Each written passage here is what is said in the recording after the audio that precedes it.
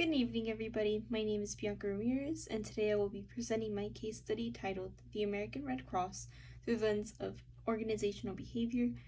This presentation explores how leadership, ethics, motivation, and culture influence one of the world's most prominent humanitarian organizations, the American Red Cross, and how theories from organizational behavior can help improve its effectiveness, accountability, and overall public trust.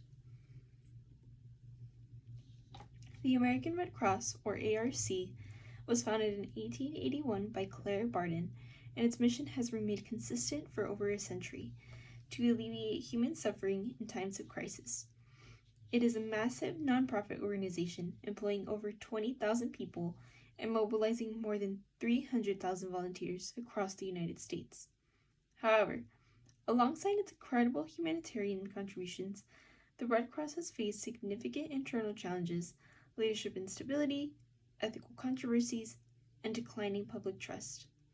Because of this, it serves as an ideal example for examining how organizational behavior, including leadership models, motivation, and culture, plays a crucial role in shaping not only performance, but ethical reputation.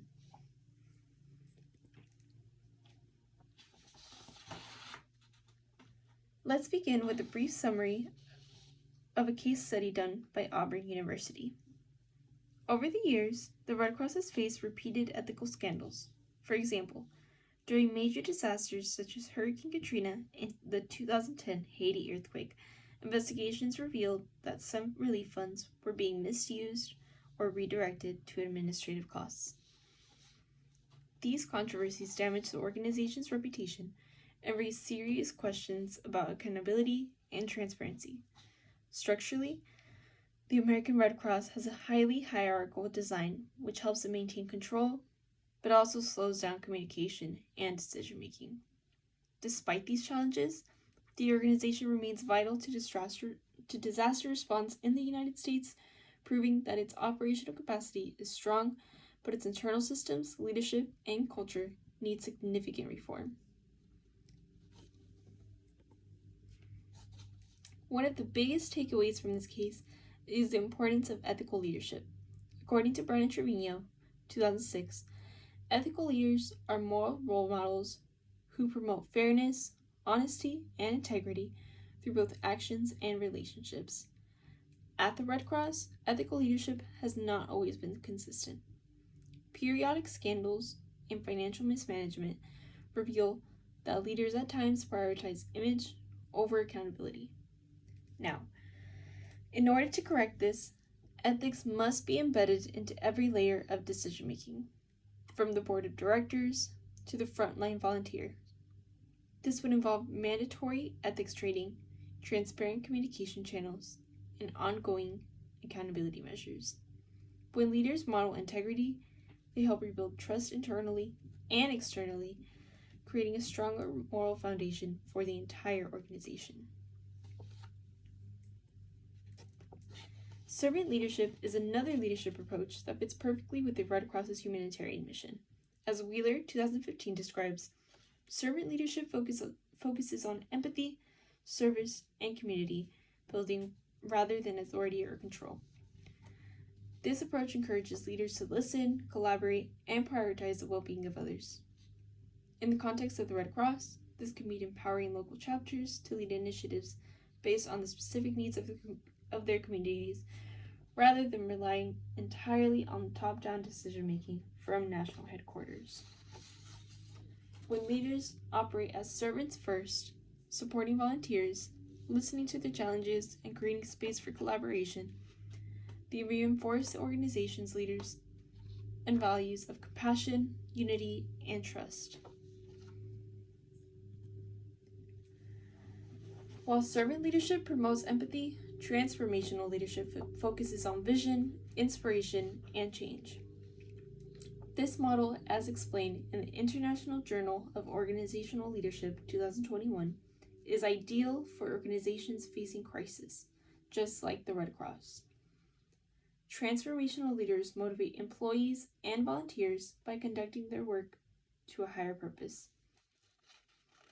For instance, when volunteers understand that every donation processed or every shelter opened contributes to saving lives, they feel more personally invested in the mission.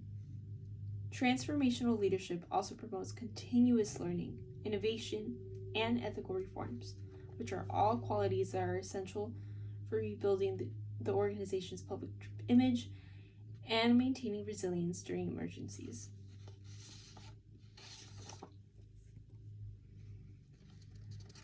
Culture is another key factor in this analysis. Griffin and Phillips, 2024, define organizational culture as a system of shared values, norms, and assumptions that guide behavior.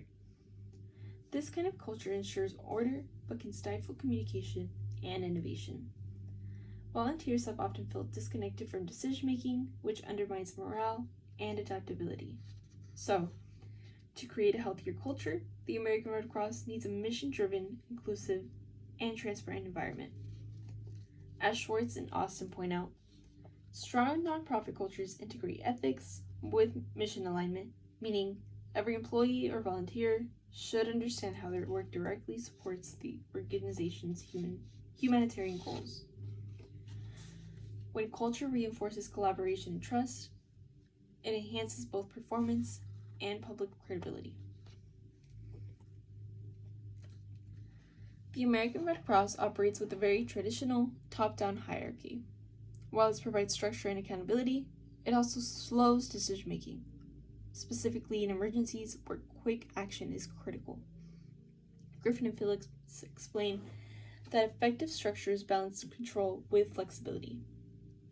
The American Red Cross would benefit from a hybrid structure, one that combines centralized oversight for national coordination with centralized autonomy for local chapters. For example, local offices could manage disaster responses operations independently while still aligning national ethical and financial standards. Additionally, stronger governance is essential. Schwartz and Austin recommend participatory measures that enhance collaboration, while Lewis emphasizes aligning governance with operational integrity.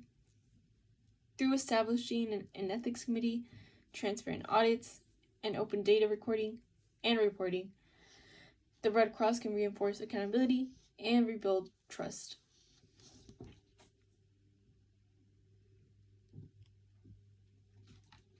Based on the analysis, I have identified 5 key recommendations to help the Red Cross strengthen its leadership, structure, and culture. First, these two models together promote transparency, empathy, and inspiration, which are all vital for motivating teams and restoring integrity. Second, enhance ethical accountability and transparency, meaning this can include external audits, public reporting of donations, and ethics training programs for leaders and staff. Third, redesigning the organizational structure for balance. A hybrid structure would give local teams the autonomy they need while maintaining oversight for consistency and compliance. Fourth, strengthening motivation through recognition and inclusion. Volunteers should feel seen and valued. Celebrating their achievements can boost morale and the retention. And fifth, fostering a culture of continuous learning and collaboration. So this involves open communication, feedback systems, and cross-departmental training that encourage creativity and adaptability. In tandem, these recommendations create a pathway for lasting organizational reform. In conclusion, the American Red Cross represents both the incredible potential and the ongoing challenges of a large nonprofit organization. Its humanitarian mission is inspiring, but the organization's success ultimately depends on ethical leadership, clear communication, and a supportive culture. By integrating servant and transformational leadership, reinforcing accountability, and empowering local teams, the Red Cross can restore credibility and strengthen its ability to serve communities effectively.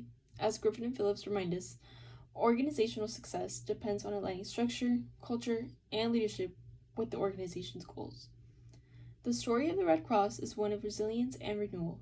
It shows that even when trust is damaged, redemption is possible through ethical reform, compassion, and genuine commitment to purpose.